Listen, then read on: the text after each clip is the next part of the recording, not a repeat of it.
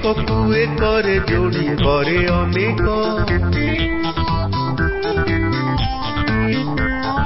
सठिक सूचना पुणी सठिक तथ्य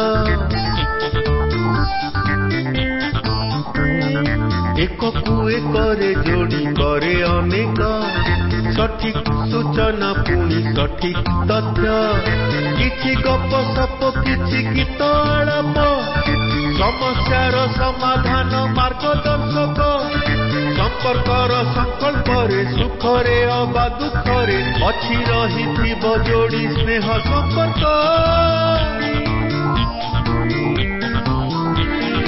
आपणक साथे साथे रेडियो संपर्क संपर्क रेडियो संपर्क 89.6 FM गोष्ठी बेतार केन्द्र मुरुदाबाद कटक भक्कते होर एई अध्याय को स्वागत करुछि मु आपणक रेडियो साथी गायत्री।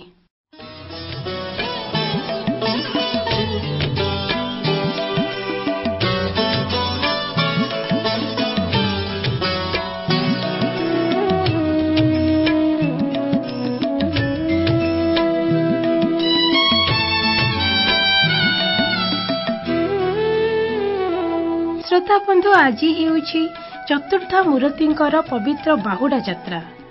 आषाढ़ मास शुक्ल पक्ष दशमी तिथि हुए बाहुडा यात्रा। निजर जन्मवेदी बा आड़प मंडप गुंडीचा मंदिर मुह तुटाई मां गुंडीचा को छाड़ी दारु ब्रह्म चतुर्थ मूर्ति पुणी थरे रथारूढ़ होई फेरी थांती श्रीमंदिर को। श्रोता बंधु कुहा जाए रथ यात्रा दर्शन रे जेतिकी पुण्य फल मिले बाहुडा दर्शन रे भी सेतिकी पुण्य फल मिले। एही बाहुडा यात्रा बा दक्षिणाभिमुखी यात्रा दर्शन रे त्रिभुवन धन्य होई उठे। श्रोता बंधु रथ यात्रा को 3 कोटी अंग भाव धरा जाए। गोटे अंग है आषाढ़ मास शुक्ल पक्ष द्वितीय तिथि रे रथारूढ़ होई गुंडीचा मंदिर को जीवा। द्वितीय अंग है 7 दिन धरी गुंडीचा मंदिर आड़प मंडप रे दर्शन करिबा। तृतीय अंग हेउछि बाहुडा यात्रा बा दक्षिणाभिमुखी यात्रा जेउ यात्रा रे 3 ठाकुर रथारूढ़ होई श्रीमंदिर को प्रत्यावर्तन करिथांती। तेणु भगवानकर एही 3टी अंगर प्रत्यक्ष दर्शन अत्यंत पुण्यप्रद अटे एवं सहस्र अश्वमेध यज्ञर फल प्राप्त होइथाय भक्त मानकु। एही बाहुडारे महाप्रभु माने निजर जन्मवेदी छाड़ी धाड़ी पहंडी रे आसी विजे होइथांती रथरे। प्रथमे सुदर्शन आसी रथरे विजे कला परे धाड़ी पहंडी रे चतुर्था मूर्ति क्रमान्वये रे रथ को विजे करिथांती। परे मदन मोहन एवं रामकृष्ण को मध्य रथरे विजे करा जाए। एहा परे गजपति महाराज आसी राजनीति वंदापना करि सारिबा परे छेरा पहरा नीति करा जाए। ठीक रथयात्रा परी छेरा पहरा नीति सरिबा परे चारमाल फिटा जाए एवं ठाकुर माने पुनर्बार दक्षिणाभिमुखी होई सिंहद्वार अभिमुखे यात्रा करिथांती। तेबे श्रोता बंधु एही बाहुडा यात्रा विषय रे आलोचना आगको जारी रहिबा। तेबे एबे चलंतु सुनि नेबा एक सुंदर भजन।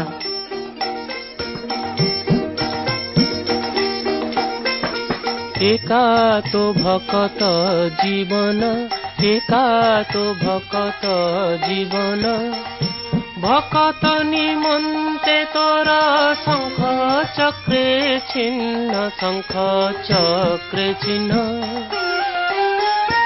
एका तो भक्त जीवन एका तो भक्त जीवन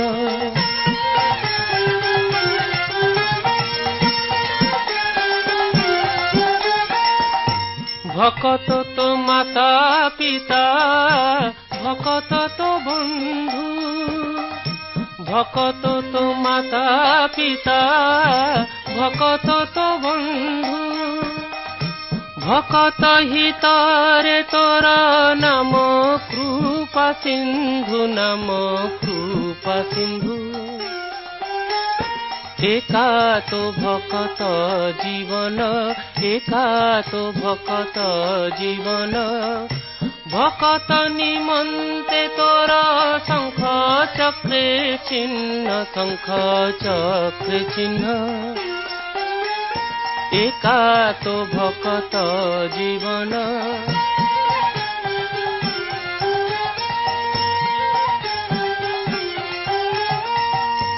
ধেনু পছে পছে বথা গমে ক্ষীরা লোভে, ধেনু পছে পছে বথা গমে ক্ষীরা লোভে।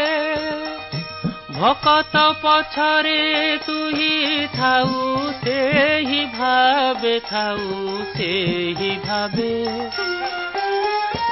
একা তো ভকত জীবন, একা তো ভকত জীবন।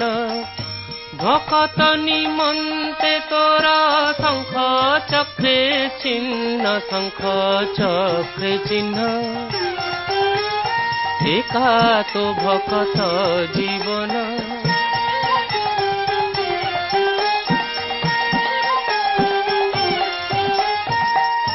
বাপা মো মোগল পুଅ, মা মো ব্রাহ্মণী।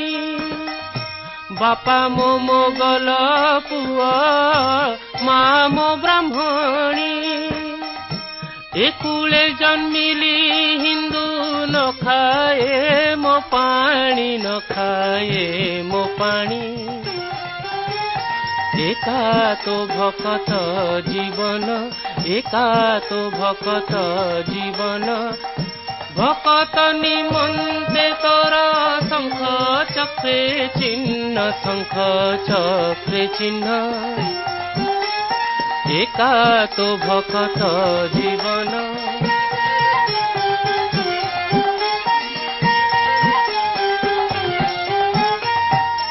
কহে কাল বেগহীন জাতিরে যবন, কহে কাল বেগহীন জাতিরে যবন। শ্রীরঙ্গা চরণ বিনু ন জাণ ইয়ান, ন জাণ ইয়ান। একা তো ভকত জীবন, একা তো ভকত জীবন। ভকত নিমন্তে তোর শঙ্খ চক্রে চিহ্ন, ভকত জীবন। একা তো ভকত জীবন, একা তো ভকত জীবন। শ্রোতা বন্ধু, ଆଷାଢ଼ ମାସ ଶୁକ୍ଳପକ୍ଷ ନବମୀ ରାତିରେ ବଡ଼ ସିଂହାର ଆଳତୀ ସମାପ୍ତ ପରେ ତିନି ବିଗ୍ରହଙ୍କ ମୁଖରେ ଖଣ୍ଡୁଆ ପକାଇ ପୁଷ୍ପାଳକମାନେ ଆଡ଼ପ ମଣ୍ଡପ ମଧ୍ୟରୁ ବାହାରି ଆସିଥାନ୍ତି। ଏହାପରେ ଦଇତାପତିମାନେ ତିନି ଠାକୁରଙ୍କର ଗୁପ୍ତ ସେବା ସହ ଚାରମାଳ ବାନ୍ଧିଥାନ୍ତି। ଏହି ଗୁପ୍ତ ସେବା ମଧ୍ୟରେ ସେନାପଟା ଓ ବାହୁଟ କଣ୍ଟା ଲାଗି କରାଯାଏ ଶ୍ରୀଅଙ୍ଗ ସୁରକ୍ଷା ନିମନ୍ତେ। ପହଣ୍ଡି ସମୟରେ ଯେପରି ଚତୁର୍ଦ୍ଧା ମୂରତିଙ୍କ ଶ୍ରୀଅଙ୍ଗ ସୁରକ୍ଷିତ ରହିବ, ସେଥିପାଇଁ ସେନାପଟା ଓ ବାହୁଟ କଣ୍ଟା ଲାଗି କରାଯାଏ। ବାହୁଡ଼ା ଦଶମୀ ଦିନ ପ୍ରାତଃ କାଳରେ ଭିତରଛ ମହାପାତ୍ର ଏବଂ ପାଳିଆ ପୁଷ୍ପାଳକମାନଙ୍କ ଦ୍ୱାରା ମଙ୍ଗଳ ଆଳତୀ, ମଇଲମ, ତଡ଼ପ ଲାଗି ଅବକାଶ ନୀତି ସମାପନ କରାଯାଏ। ଏହାପରେ ସକାଳ ଧୂପରେ ଠାକୁରମାନଙ୍କୁ ଖେଚେଡ଼ି ଭୋଗ ଲାଗି କରାଯାଏ। ପୂଜାପଣ୍ଡା ଏବଂ ଅନ୍ୟାନ୍ୟ ସେବକମାନଙ୍କ ଦ୍ୱାରା ପୂଜା ସମାପନ କରାଯାଏ। ଏହାପରେ ଦଇତାପତିମାନେ ଶ୍ରୀ ବିଗ୍ରହଙ୍କର ଗୁପ୍ତ ନୀତି ସେନାପଟା କରିଥାନ୍ତି। ଏହି ଦିନ ପୂଜାପଣ୍ଡା, ପତି ମହାପାତ୍ର, ମୁଦିରସ୍ଥ ସେବକ ତିନି ବାଡ଼ରେ ମଙ୍ଗଳାର୍ପଣ କରିଥାନ୍ତି। ରଥଯାତ୍ରା ପରି ଶ୍ରୀଜୀଉମାନଙ୍କର ରଥ ଉପରକୁ ବିଜେ କରିବା ପୂର୍ବରୁ ମଙ୍ଗଳାର୍ପଣ କରାଯାଇ ଅନୁମତି ଭିକ୍ଷା କରାଯାଏ। ଏହାପରେ ମୁଦିରସ୍ଥ ସେବକ ଡୋର ଲାଗି ଓ ପୁଷ୍ପାଞ୍ଜଳି ନୀତି କରିଥାନ୍ତି। ବିଜେ କାହାଳି ବାଜିଲା ପରେ ଠାକୁରମାନଙ୍କର ବାହୁଡ଼ା ପହଣ୍ଡି ବା ପ୍ରତ୍ୟାବର୍ତ୍ତନ ପହଣ୍ଡି ଆରମ୍ଭ ହୁଏ। ଶ୍ରୋତା ବନ୍ଧୁ, ରଥଯାତ୍ରା ଦିନ ଯେପରି ଠାକୁରମାନଙ୍କର 7 ପାହାଚଠାରେ ଟାହିଆ ଲାଗି କରାଯାଏ, ସେହିପରି ବାହୁଡ଼ା ଦିନ ଶ୍ରୀଜୀଉମାନେ ଗୁଣ୍ଡିଚା ମନ୍ଦିର ଜଗମୋହନ ଦ୍ୱାର ପାଖେ ପହଞ୍ଚିଲା ପରେ ରାଘବ ଦାସ ମଠରୁ ଆସିଥିବା ଟାହିଆ ଲାଗି କରାଯାଏ। ଏହା ସହିତ ପତି ମହାପାତ୍ର ଧଣ୍ଡି ଓ ଚନ୍ଦନ ଲାଗି ପ୍ରସାଦ ଲାଗି କରିବା ସହିତ ବନ୍ଦାପନା, କର୍ପୂର ଆଳତୀ, ସାତବତୀ, ସଞ୍ଜ କାହାଳି, ଘଷା ପିଡ଼ିଆ ମଣୋହି କରିଥାନ୍ତି ଏବଂ ପୁଷ୍ପାଳକ ମହାଜନ ସେବକମାନେ ତୁଳି ଲାଗି ନୀତି କରିଥାନ୍ତି। ଏ ସମସ୍ତ ନୀତି ସରିବା ପରେ ଠାକୁରମାନେ ଧାଡ଼ି ପହଣ୍ଡିରେ ରଥକୁ ବିଜେ କରିଥାନ୍ତି। ବାହୁଡ଼ା ପହଣ୍ଡି ସମୟରେ ଠାକୁରମାନେ ଆସିଲା ବେଳେ ବିଭିନ୍ନ ମଠ ତରଫରୁ ପଙ୍କ୍ତି ଭୋଗ ଲାଗି କରାଯାଏ। ଶ୍ରୋତାବନ୍ଧୁ, ସ୍କନ୍ଦ ପୁରାଣରେ ବର୍ଣ୍ଣନା କରାଯାଇଛି ଠାକୁରମାନଙ୍କର ଏହି ବାହୁଡ଼ା ଯାତ୍ରା ଯେଉଁମାନେ ଦର୍ଶନ କରିଥାନ୍ତି ବୈକୁଣ୍ଠ ପ୍ରାପ୍ତ ହୋଇଥାନ୍ତି। ଠାକୁରମାନେ ଯେତେବେଳେ ଜଗମୋହନ ଦ୍ୱାରରୁ ଆସି ରଥରେ ଦକ୍ଷିଣାଭିମୁଖୀ ହୋଇଥାନ୍ତି ସେତେବେଳେ ଲଙ୍କାର ରାଜା ବିଭୀଷଣଙ୍କ ଦ୍ୱାରା ବିଭୀଷଣ ବନ୍ଦାପନା କରାଯାଏ ବୋଲି ଶାସ୍ତ୍ରରେ ଅଛି। କାରଣ ତ୍ରେତୟା ଯୁଗରେ ବିଭୀଷଣଙ୍କ ରାଜ୍ୟାଭିଷେକ ପରେ ଯେତେବେଳେ ଶ୍ରୀରାମ ଅଯୋଧ୍ୟା ପ୍ରତ୍ୟାବର୍ତ୍ତନ କରିଥିଲେ, ବିଭୀଷଣ ଶ୍ରୀରାମଙ୍କୁ ପଚାରିଥିଲେ, ହେ ପ୍ରଭୁ, ଆପଣଙ୍କ ଦର୍ଶନ ବିନା ମୁଁ ଖାଦ୍ୟ ଗ୍ରହଣ କରେ ନାହିଁ। ଆପଣଙ୍କୁ ଦର୍ଶନ ନ କଲେ ମୁଁ କେମିତି ବଞ୍ଚି ରହିବି? ସେତେବେଳେ ଶ୍ରୀରାମ ବିଭୀଷଣଙ୍କୁ ଆଶ୍ୱାସନା ଦେଇ କହିଥିଲେ, ମୋ ପରେ ପୁରୀ ଶ୍ରୀକ୍ଷେତ୍ରରେ ଯେଉଁ ଦାରୁ ବ୍ରହ୍ମ ଅବସ୍ଥାନ କରିଛନ୍ତି ତମେ ତାଙ୍କୁ ଦର୍ଶନ କରିବ। ସେଥିପାଇଁ ସ୍ନାନ ମଣ୍ଡପରୁ ଅଣସର ପିଣ୍ଡିକୁ ଗଲାବେଳେ ଏବଂ ଗୁଣ୍ଡିଚା ମନ୍ଦିରରୁ ଦକ୍ଷିଣାଭିମୁଖୀ ହୋଇ ରଥରେ ବିଜେ କରିବା ପୂର୍ବରୁ ଦର୍ଶନ କରିଥାନ୍ତି ବିଭୀଷଣ। ମହାପ୍ରଭୁଙ୍କ ଲୀଳା ଅପାର, ଯେତେ ବଖାଣିଲେ ବି ପୂର୍ଣ୍ଣ ହେବ ନାହିଁ। ସେ ହିଁ ବ୍ରହ୍ମ, ସେ ହିଁ ଶ୍ରେଷ୍ଠ, ସେ ହିଁ ଏକ, ସେ ହିଁ ଅନେକ।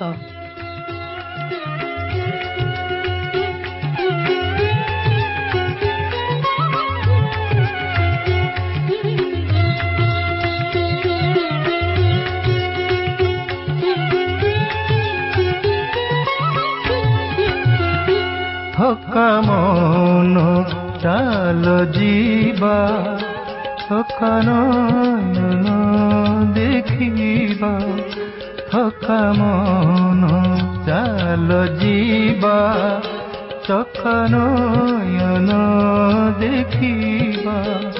ଶଙ୍ଖ ନାଭିମଣ୍ଡଳରେ ବେନି ନେତ୍ର ପଖଳିବା, ଥକା ମନ ଚାଲ ଯିବା, ଥକା ନୟନ ଦେଖିବା।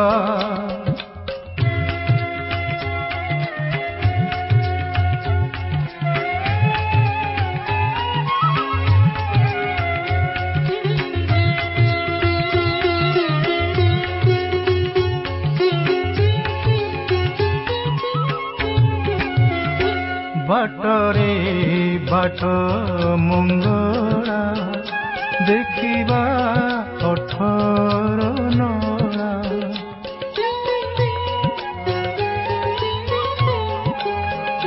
ପାଞ୍ଚ ମନ ଏକ ମେଳା ନରେନ୍ଦ୍ର ସ୍ନାନ କରିବା, ଥକା ମନ ଚାଲ ଯିବା, ଥକା ନୟନ ଦେଖିବା।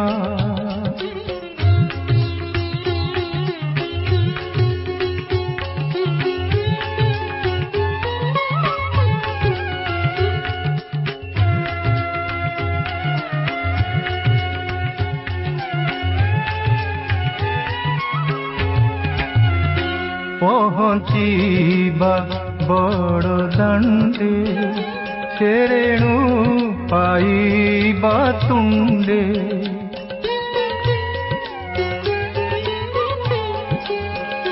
ଛତା ତଳେ ରହି ଦଣ୍ଡେ, ସାଧୁଙ୍କ ସେବା କରିବା, ଥକା ମନ ଚାଲ ଯିବା, ଥକା ନୟନ ଦେଖିବା।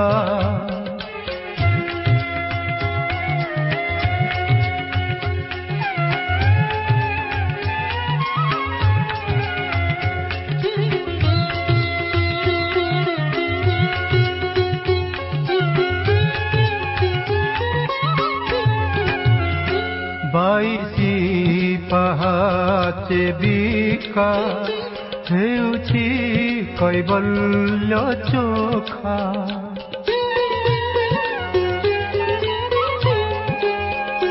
ହାଣ୍ଡିକ পড়ে সিউকা মনরঙ্কা ছড়াইবা ফকা মন চাল ଯିବା চকা নয়ন দেখিবা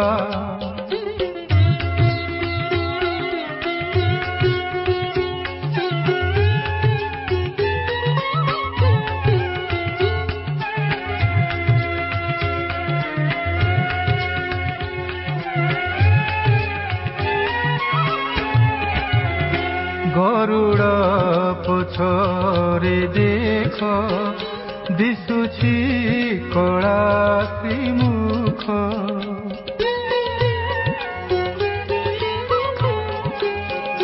গরুড় পছরে দেখ দিশুছি কলা শ্রীমুখ কহই সারিয়া ভিক বলরামଙ୍କୁ କହିବା ଫକା ମନ ଚାଲ ଯିବା ଚକା ନୟନ ଦେଖିବା ଶଙ୍ଖ ନାଭି ମଣ୍ଡଳରେ ବେନି ନେତ୍ର ପଖାଳିବା ଫକା ମନ ଚାଲ ଯିବା চকা নয়ন দেখিবা ফকা মন চাল ଯିବା চকা নয়ন দেখিবা।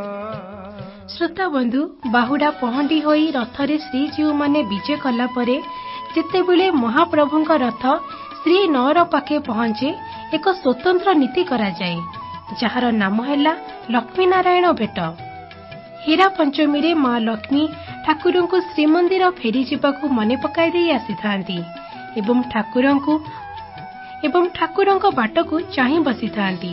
ତେଣୁ ବାହୁଡ଼ା ଦିନ ମହାଜନ ସେବକମାନେ ଲକ୍ଷ୍ମୀ ଠାକୁରାଣୀଙ୍କୁ ଫୁଲ ମାଳ ପାଟ ଶାଢ଼ୀ ପିନ୍ଧାଇ ଅନେକ ଅଳଙ୍କାରରେ ସୁସଜ୍ଜିତ କରି 7 ପାହାଚ ପାଖେ ଥିବା ପାଲିଙ୍କିରେ ବିଜେ କରାଇଥାନ୍ତି। 7 ପାହାଚ ପାଖେ ଥିବା ପାଲିଙ୍କି ଆନନ୍ଦ ବଜାର ସ୍ଥିତ ଚାହାଣୀ ମଣ୍ଡପକୁ ଯାଏ। ସେହି ଚାହାଣୀ ମଣ୍ଡପରେ ମା ଲକ୍ଷ୍ମୀ ପାଲିଙ୍କିରେ ବିଜେ କରିଥାନ୍ତି। ମା ଲକ୍ଷ୍ମୀଙ୍କ ପାଲିଙ୍କି ନେଇ ନନ୍ଦିଘୋଷ ରଥ ପାଖରେ ରଖାଯାଏ। ଏହି ସମୟରେ ବଡ଼ ଠାକୁର ବଳଭଦ୍ରଙ୍କ ରଥ ଆଗରେ ରଥ ଘେରା କରାଯାଏ। ସବୁ ଅଭିମାନ ଭୁଲି ମା ଲକ୍ଷ୍ମୀ ଜଗନ୍ନାଥଙ୍କୁ ସ୍ୱାଗତ ଜଣାଇ ପାଛୋଟି ନେଇଥାନ୍ତି। ଏହି ସମୟରେ ଗଜପତି ମହାରାଜ ଦହିପଟି ମଣୋହି କରିଥାନ୍ତି ଏବଂ ମା ଲକ୍ଷ୍ମୀଙ୍କୁ ହାତରେ ଧରି ମହାପ୍ରଭୁଙ୍କ ସହିତ ଭେଟ କରାଇଥାନ୍ତି। ଏହି ନୀତିକୁ ପରମ୍ପରାକୁ ଲକ୍ଷ୍ମୀ ନାରାୟଣ ଭେଟ କୁହାଯାଏ। ଏହାପରେ ମା ଲକ୍ଷ୍ମୀ ନନ୍ଦିଘୋଷ ରଥ ଚାରିପଟେ ପ୍ରଦକ୍ଷିଣ କରି ପ୍ରଭୁ ଜଗନ୍ନାଥଙ୍କଠାରୁ ଆଜ୍ଞାମାଳ ପ୍ରାପ୍ତ କରି ଶ୍ରୀମନ୍ଦିରକୁ ଫେରି ଯାଇଥାନ୍ତି। ଏହାପରେ ଚତୁର୍ଥ ମୂରତିଙ୍କ ରଥକୁ ଘଣ୍ଟ ହରିବୋଲ ହୁଳହୁଳି ସହିତ ଟଣାଯାଇ ସିଂହଦ୍ୱାର ସମ୍ମୁଖରେ ରଖାଯାଏ। ଶ୍ରୋତାବନ୍ଧୁ ବାହୁଡ଼ା ଦଶମୀ ଦିନ ମହାପ୍ରଭୁ ସିଂହଦ୍ୱାରକୁ ପ୍ରତ୍ୟାବର୍ତ୍ତନ କରୁଥିବା ସମୟରେ କିଛି କ୍ଷଣ ପାଇଁ ବଳଗଣ୍ଡି ପାଖରେ ରଥ ଅଟକିଯାଏ। ଏହା ପଛରେ କଣ କାରଣ ରହିଛି ଆଗକୁ ଜାଣିବା। ଏବେ ଚାଲନ୍ତୁ ଶୁଣିନେବା ଗୋଟେ ସୁନ୍ଦର ଭଜନ।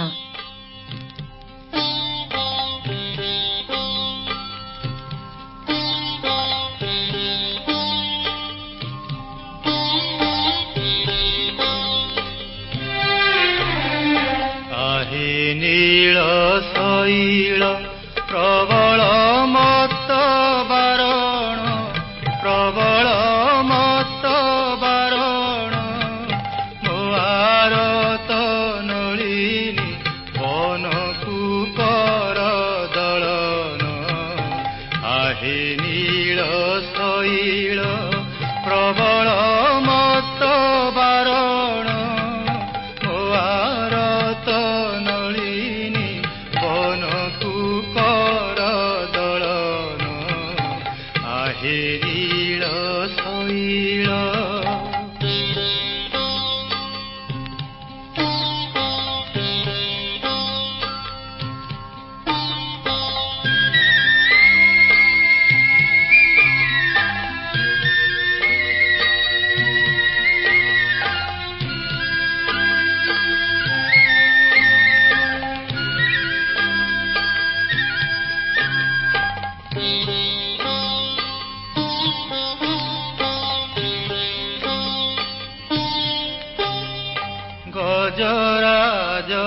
ডাক দেলা ঠাই ঘোর জଳେଣ গজরাজ ডাক দেলা ঠাই ঘোর জଳେଣ চক্র পেশি নক্র নাথি কৃপা কল আপন আহে নীଳ ଶୈଳ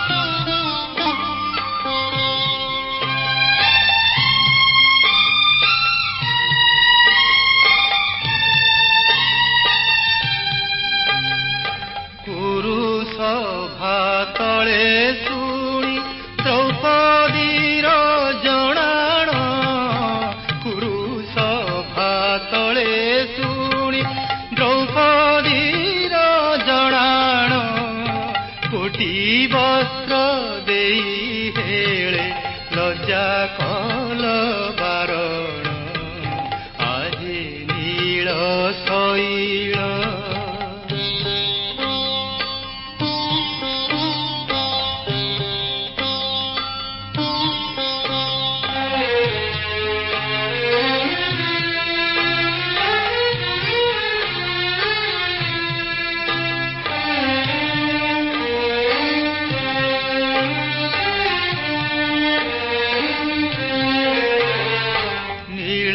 চলে বিজে করি বৌদ্ধ অবতারেণ নীলাচলে বিজে করি বৌদ্ধ অবতারেণ বেনি ভুজ টেকি প্রভু যাচু অছ শরণ আহে নীଳ শৈଳ প্রবল মত বারণ প্রবল মত বারণ মুয়ারত নলিনী বনকু কর দଳନ আহে নীଳ শৈଳ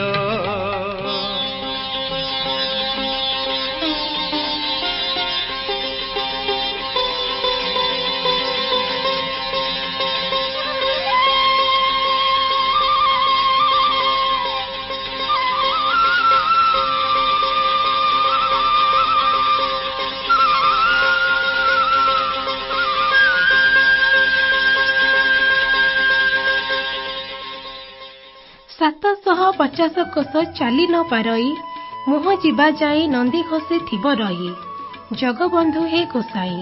ଭକ୍ତ ସାଲବେଗଙ୍କର ଏହି ଜଣାଣ ଶୁଣି ବାହୁଡା ଦିନ ପ୍ରଭୁ ରଥ ଅଟକାଇ ଦେଇଥିଲେ ବଳଗଣ୍ଡି ପାଖରେ ଆଉ ନିଜର ପ୍ରିୟ ଭକ୍ତ ସାଲବେଗଙ୍କୁ ଦର୍ଶନ ଦେବା ପାଇଁ ଅପେକ୍ଷା କରିଥିଲେ।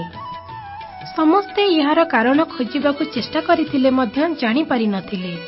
ସବୁ ତ ଠିକ୍ ନୀତି ନିୟମରେ ହୋଇଛି, ହେଲେ ରଥ କାହିଁକି ଅଟକିଲା ସେ ପ୍ରଶ୍ନର ଉତ୍ତର କେହି ବି ଖୋଜି ପାଇପାରୁନଥିଲେ।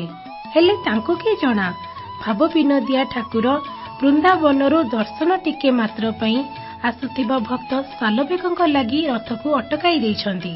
ଭକ୍ତ ସାଲବେଗ ଯାହାଙ୍କର ପିତା ଥିଲେ ଲାଲ ବେଗ, ଯିଏ ଜଣେ ମୋଗଲ ଥିଲେ ଏବଂ ତାଙ୍କ ମାତା ଥିଲେ ଜଣେ ବ୍ରାହ୍ମଣୀ, କିନ୍ତୁ ସାଲବେଗ ଥିଲେ ମହାପ୍ରଭୁଙ୍କର ଜଣେ ବଡ଼ ଭକ୍ତ। ଥରେ ଯୁଦ୍ଧ ସମୟରେ ସାଲବେଗ ଗୁରୁତର ଆହତ ହୋଇଥିଲେ। ଯେତେବେଳେ ସାଲବେଗ ଦୀର୍ଘ ଦିନ ଧରି ଶଯ୍ୟାରେ ପଡ଼ିଥିଲେ ମଧ୍ୟ ଭଲ ହୋଇନଥିଲେ, ସେତେବେଳେ ତାଙ୍କ ମା ପ୍ରଭୁ ଜଗନ୍ନାଥଙ୍କ ଶରଣ ପଶିବା ପାଇଁ ପରାମର୍ଶ ଦେଇଥିଲେ। ସେହି କରୁଣାନିଧି ସେ ହିଁ ତତେ ରକ୍ଷା କରିପାରିବେ ବୋଲି ସାଲବେଗଙ୍କ ମା ତାଙ୍କୁ କହିଥିଲେ। ସେହି ଦିନଠୁ ରୋଗ ଶଯ୍ୟାରେ ପଡ଼ି ସାଲବେଗ ଜଗନ୍ନାଥଙ୍କ ପାଖରେ ନିଜକୁ ସମର୍ପଣ କରିଦେଇଥିଲେ। ମହାପ୍ରଭୁଙ୍କୁ ସ୍ମରଣ କରି ନିଜକୁ ସମର୍ପଣ କରି ରୋଗ ଶଯ୍ୟାରୁ ସୁସ୍ଥ ହୋଇଯାଇଥିଲେ ସାଲବେଗ ଏବଂ ସୁସ୍ଥ ହେଲା ପରେ ଥରେ ସାଲବେଗ ମହାପ୍ରଭୁଙ୍କୁ ଦର୍ଶନ କରିବା ପାଇଁ ପୁରୀ ଯାଇଥିଲେ। କିନ୍ତୁ ଯେହେତୁ ସେ ମୁସଲମାନ ଧର୍ମର ଥିଲେ, ତେଣୁ ତାଙ୍କୁ ପୂଜା ପଣ୍ଡାମାନେ କଟୁ କଥା କହି ସିଂହଦ୍ୱାର ପାଖରୁ ବିଦା କରିଦେଇଥିଲେ। ଏହାପରେ ଶାଲବେଗ ନିରାଶ ହୋଇ ବୃନ୍ଦାବନ ଚାଲି ଯାଇଥିଲେ। ବୃନ୍ଦାବନରେ ରହି ଶାଲବେଗ ନିଜକୁ ଭଗବାନଙ୍କ ଭକ୍ତିରେ ସମର୍ପଣ କରିଦେଇଥିଲେ। ବୃନ୍ଦାବନରେ ଦୀର୍ଘ ଦିନ ରହିଲା ପରେ ଆସିଲା ଆଷାଢ଼ ମାସ ଶୁକ୍ଳପକ୍ଷ ବାହୁଡ଼ା ଦଶମୀ ତିଥି। ପୁଣି ଥରେ ରଥାରୂଢ଼ ହେଲେ ଠାକୁରମାନେ। ଶାଲବେଗ ଆଉ ନିଜକୁ ସମ୍ଭାଳି ପାରିଲେନି। ତାଙ୍କ ମନ ବିକଳ ହେଲା ଦାରୁବ୍ରହ୍ମଙ୍କୁ ଦର୍ଶନ କରିବାକୁ। ବୃନ୍ଦାବନ ଦୌଡ଼ି ଆସିଲେ ଶାଲବେଗ ପୁରୁଷୋତ୍ତମ କ୍ଷେତ୍ରକୁ। କିନ୍ତୁ ବାଟରେ ଆସିଲା ବେଳେ ଅନେକ ବାଧାବିଘ୍ନର ସମ୍ମୁଖୀନ ହେବାକୁ ପଡ଼ିଲା ତାଙ୍କୁ ଏବଂ ଠିକ୍ ସମୟରେ ପୁରୀରେ ପହଞ୍ଚି ପାରିଲେ ନାହିଁ ଶାଲବେଗ। ତେଣୁ ଶାଲବେଗ ଅଧା ବାଟରେ ଜଗନ୍ନାଥଙ୍କୁ ଆକୁଳ ନିବେଦନ କରି ମର୍ମାହତ ହୋଇ ନିରାଶ ହୋଇ ସେହିଠାରେ ହିଁ ହାତ ଯୋଡ଼ି ପ୍ରାର୍ଥନା କରିଥିଲେ, ହେ ମହାବାହୁ, ଯଦି ସତରେ ମୁଁ ତୁମ ଭକ୍ତ ହୋଇଥିବି, ଯଦି ମୁଁ ତୁମକୁ ଆରାଧନା କରିଥିବି, ଯଦି ସତରେ ମୁଁ ତୁମ ପାଖରେ ନିଜକୁ ସମର୍ପି ଦେଇଥିବି, ତାହାହେଲେ ମୁଁ ଗଲାଯାଏ ନନ୍ଦିଘୋଷରେ ଅଟକିଯିବ, ମୋତେ ଅପେକ୍ଷା କରିବ। ଏମିତି ବାଟରେ ଆସିଲା ବେଳେ ଶାଲବେଗ ଜଗନ୍ନାଥଙ୍କୁ ମନରେ ସ୍ମରଣ କରି କଳ୍ପନା କରିଛନ୍ତି, ବାମନ ବେଶରେ ମୋ ଜଗନ୍ନାଥ ନନ୍ଦିଘୋଷରେ ବସିଥିବେ, କେତେ ସୁନ୍ଦର ଦିଶୁଥିବେ। ରଥ କେତେ ସୁନ୍ଦର ସୁସଜ୍ଜିତ ହୋଇଥିବ। ଆଗରେ ବଳଭଦ୍ର, ମଝିରେ ସୁଭଦ୍ରା ଆଉ ପଛରେ ମୋ ଜଗନ୍ନାଥ ଯାଉଥିବେ। ଏମିତି କଳ୍ପନା କରି ସେ କହିଥିଲେ, ରଥ ଚାରିପାଶେ ଲମ୍ବେ ମୁକୁତାର ଝରା, ଝଲମଲ ଦିଶୁଥାଇ ପ୍ରଭୁ ଚକାଡୋଳା। ଆଗେ ଚାଲେ ବଳଭଦ୍ର, ମଧ୍ୟେ ଚାନ୍ଦମୁଇଁ, ପଛେ ଆସୁଛି କାଳିଆ ଗହଳ ଲଗାଇ। ଶାଲବେଗ ଆହୁରି କଳ୍ପନା କରି କହିଛନ୍ତି, ପ୍ରଭୁ, ଜାତିରେ ମୁଁ ଯବନ ବୋଲି ତୁମେ ଅମାନ କରିନାହନ୍ତ? ତୁମର ସିଂହଦ୍ୱାର ଭିତରକୁ ତ ତୁମର ପୂଜାପଣ୍ଡାମାନେ ଛାଡ଼ିଲେନି, ହେଲେ ଏତେ ଦୂରରୁ ରଥ ଉପରେ ତୁମକୁ ଦର୍ଶନ କରିବି ବୋଲି ଆଶା ନେଇ ଆସିଛି। ସେଥିପାଇଁ ମନରେ ଜଗନ୍ନାଥଙ୍କୁ, ରଥକୁ କଳ୍ପନା କରି କହିଛନ୍ତି, ମହାବାହୁ, ଦଣ୍ଡେ ମାତ୍ର ହେଉ ପଛେ ନନ୍ଦିଘୋଷରେ ଅଟକିଥିବ ମୋ ପାଇଁ। ସତକୁ ସତ ସେଦିନ ବାହୁଡ଼ା ଦଶମୀରେ ନନ୍ଦିଘୋଷ ବଳଗଣ୍ଡି ପାଖରେ ଅଟକି ଯାଇଥିଲା। ଗଜପତିଙ୍କଠୁ ନେଇ ପୂଜା ପଣ୍ଡା, ସେବାୟତ ସମସ୍ତେ ବ୍ୟସ୍ତ ହୋଇଥିଲେ। କାହିଁକି ଅଟକିଗଲା ରଥ? ଯେତେ ଚେଷ୍ଟା କଲେ ବି ରଥ ଆଗକୁ ବଢ଼ିଲା ନାହିଁ। ଭକ୍ତ ପ୍ରାଣ ବନ୍ଧୁ ସେ, ଭାବଗ୍ରାହୀ ସେ, ଦୀନବନ୍ଧୁ ସେ। ସତକୁ ସତ ଭକ୍ତ ଶାଲବେଗଙ୍କ ପାଇଁ ଅଟକାଇ ଦେଇଥିଲେ ନିଜ ନନ୍ଦିଘୋଷକୁ। ଶେଷରେ ଶାଲବେଗ ଆସି ପହଞ୍ଚି ଯାଇଥିଲେ ବଡ଼ଦାଣ୍ଡରେ। ସେହି ବଡ଼ଦାଣ୍ଡରେ ନନ୍ଦିଘୋଷ ଉପରେ ନିଜ ପ୍ରାଣର ଠାକୁର ଜଗନ୍ନାଥଙ୍କୁ ଦର୍ଶନ କରି ଭାବବିହ୍ୱଳ ହୋଇଯାଇଥିଲେ ଶାଲବେଗ। ହାତ ଯୋଡ଼ି ଦଣ୍ଡ ପ୍ରଣାମ କରି ଶାଲବେଗ ଲୋଟି ଯାଇଥିଲେ ବଡ଼ଦାଣ୍ଡରେ, ବଡ଼ଦାଣ୍ଡ ଧୂଳି ମୁଣ୍ଡରେ ମାରି। ଶ୍ରୋତାବନ୍ଧୁ, ଶାଲବେଗଙ୍କ ସେହି ଭକ୍ତିକୁ ଆଧାର କରି ଆଜି ମଧ୍ୟ ବାହୁଡ଼ା ଯାତ୍ରା ଦିନ ବଳଗଣ୍ଡି ପାଖରେ ରଥ ଅଟକିଯାଏ। ଶାଲବେଗଙ୍କୁ ଭକ୍ତିକୁ ଉଜ୍ଜୀବିତ ରଖିବା ପାଇଁ ସେହି ବଳଗଣ୍ଡି ପାଖରେ ଶାଲବେଗଙ୍କ ସମାଧିସ୍ଥଳ ତିଆରି କରାଯାଇଛି।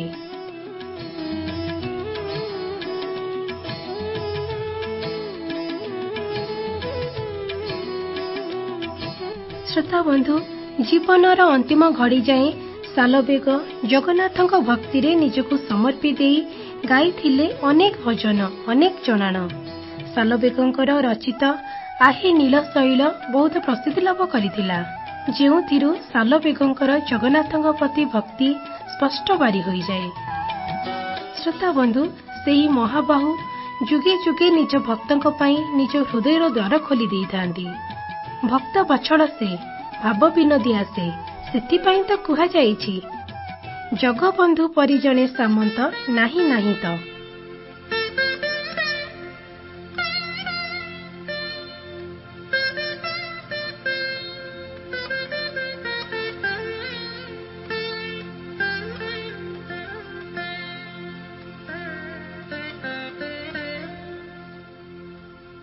জগবন্ধু পরি জনে সামন্ত নাহি নাহি তো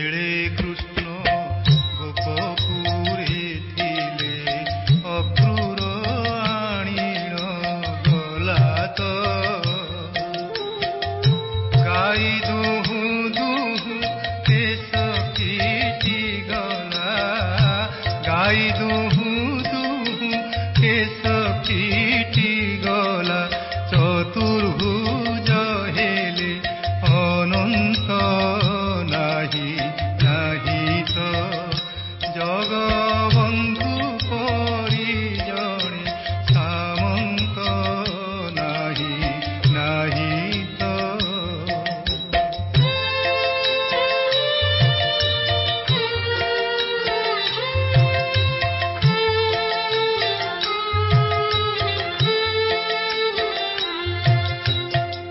ପୁରୁଷ ଭାତଳେ ଦ୍ରୌପଦୀ ଚିନ୍ତିଲା କୋଟି ବସ୍ତ୍ର ଦିଆଇଲେ ତ ଭାରତ ଯୁଦ୍ଧରେ ଭରତିଆ ପକ୍ଷୀ ଭାରତ ଯୁଦ୍ଧରେ ଭରତିଆ ପକ୍ଷୀ ଘଣ୍ଟ ଘୋଡ଼ାଇ ରଖିଲେ ତ ନାହିଁ ନାହିଁ ତ ଜଗବନ୍ଧୁ ପରି ଜଣେ ସାମନ୍ତ ନାହିଁ ନାହିଁ ତ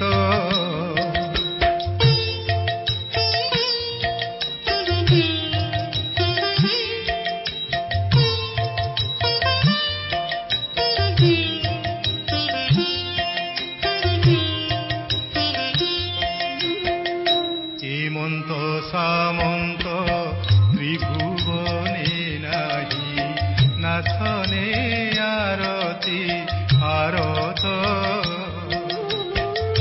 কহে দিন কৃষ্ণ দাস সে শ্রীকৃষ্ণ কহে দিন কৃষ্ণ দাস সে শ্রীকৃষ্ণ পদ্ম পাদ চিত্তে ধ্যায়িত নাহি নাহি তো জগবন্ধু পরি জণে সামন্ত নাহি নাহি তো জগবন্ধু পরি জণে সামন্ত নাহি নাহি তো নাহি নাহি তো নাহি নাহি তো